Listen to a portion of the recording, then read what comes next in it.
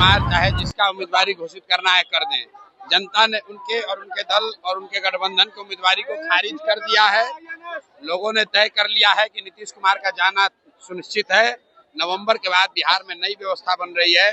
कांग्रेस आएंगे तो मोदी को गाली देंगे, हम मोदी आएंगे तो राहुल गांधी को गाली देंगे। कोई ये नहीं बता रहा है कि भाई बिहार में बेरोजगारी कब खत्म होगा। यादव सवाल पूछ रहे हैं, जबकि जनता को तेजस्वी से पूछना चाहिए कि आपके बाबूजी और माँ रहे 15 वर्ष यहाँ और 3 वर्ष आप रहे डिप्टी सीएम। तो जितना सवाल पूछ रहे हैं, बिहार का ये दुर्दशा इसलिए है कि आपके माँ और पिताजी यहाँ 15 साल बिहार को गर्त में ले गए और आप जब 3 वर्ष उप मुख्यमंत्री हुए तो आपने भी वही गुंडागर्दी और लूट का राज चलाया है। लालू यादव जैसा चारा चोर हैं, हम चारा चोर नहीं ना है। सरस्वती की कृपा है, इसलिए सर जो काम किए हैं अपना बुद्धि का खाते हैं। धंधाबाजी नहीं करते हैं, ठेकेदारी नहीं करते हैं, ट्रांसफर पोस्टिंग नहीं करते हैं, शराब और बालू का माफियागिरी नहीं करते हैं। भाई दिलीप जायसवाल चाहे हमारा जितना तारीफ कर ले, उनको छोड़ना नहीं है। 100 सबसे ज्यादा भ्रष्ट नेता और मंत्री हैं। उनको मैं आग्रह कर रहा हूं कि आप लोग अभी से भगवान का पूजा करना शुरू कर दीजिए, क्योंकि अगर कहीं जन स्वराज की सरकार बनी तो ये 100 भ्रष्ट नेता और अफसरों को जेल जाना है और इनके परिवार से आने वाली पीढ़ी से इनका एक एक पैसा वसूला जाएगा। ऐसा है कि नीतीश कुमार चाहे जिसका उम्मीदवारी घोषित करना है कर दें।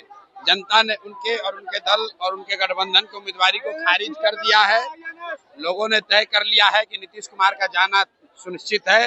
नवंबर के बाद बिहार में नई व्यवस्था बन रही है, उसमें नीतीश कुमार जिसको उम्मीदवार बनाना है बना दे, सबको हारना है। भाई बिहार का मुद्दा छोड़कर ये जो राहुल गांधी आएंगे, कांग्रेसी आएंगे तो मोदी को गाली देंगे, हम मोदी आएंगे तो राहुल गांधी को गाली देंगे। कोई ये नहीं बता रहा है कि भाई बिहार में बेरोजगारी कब खत्म होगा, बिहार से पलायन कब रुकेगा, बिहार में बाढ़ की समस्या कब निपटारा होगा। इसकी बात नहीं हो रही है। राहुल गांधी आएंगे, मोदी को गाली दे देंगे, मोदी जी आएंगे, राहुल गांधी को गाली दे देंगे। इससे बिहार के युवाओं का कोई लेना देना नहीं है। बिहार के युवाओं ने तय कर लिया है इस बार वोट सिर्फ और सिर्फ रोजगार के लिए है, पढ़ाई के लिए है और पलायन बंद करने के लिए। देखिए तेजस्वी यादव सवाल पूछ रहे हैं, जबकि जनता को तेजस्वी से पूछना चाहिए कि आपके बाबूजी और माँ रहे 15 वर्ष यहाँ और 3 वर्ष आप रहे डिप्टी सीएम। तो जितना सवाल पूछ रहे हैं, बिहार का ये दुर्दशा इसलिए है कि आपके माँ और पिताजी यहाँ 15 साल बिहार को गर्त में ले गए और आप जब 3 वर्ष उप मुख्यमंत्री हुए तो आपने भी वही गुंडागर्दी और लूट का राज चलाया है। बिहार के बच्चों के लिए, बिहार के लिए कुछ नहीं किया है, इसीलिए बिहार का वो दुर्दशा है।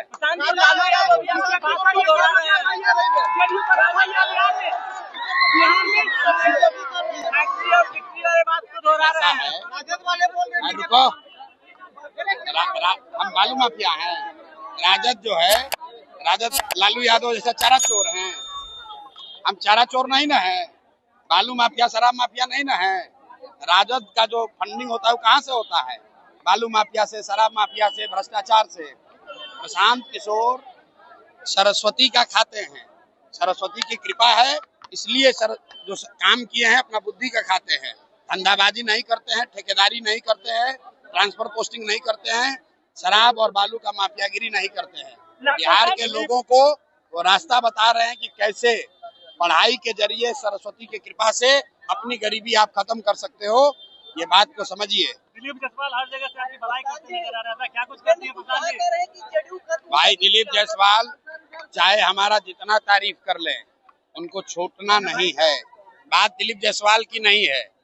बिहार में जो 100 सबसे ज्यादा भ्रष्ट नेता और मंत्री हैं, उनको मैं आग्रह कर रहा हूं कि आप लोग अभी से भगवान का पूजा करना शुरू कर दीजिए, क्योंकि अगर कहीं जन स्वराज की सरकार बनी तो ये 100 भ्रष्ट नेता और अफसरों को जेल जाना है और इनके परिवार से आने वाली पीढ़ी से इनका एक एक पैसा वसूला जाएगा। ये बात किसका नंबर है तो अभी आपको जब प्रेस करेंगे तो दिखेगा। जो भी भ्रष्ट नेता है, जो भी भ्रष्ट अफसर है, जन स्वराज की व्यवस्था बनेगी। उन्होंने बिहार को लूटा है, हम लोग उनको छोड़ेंगे नहीं।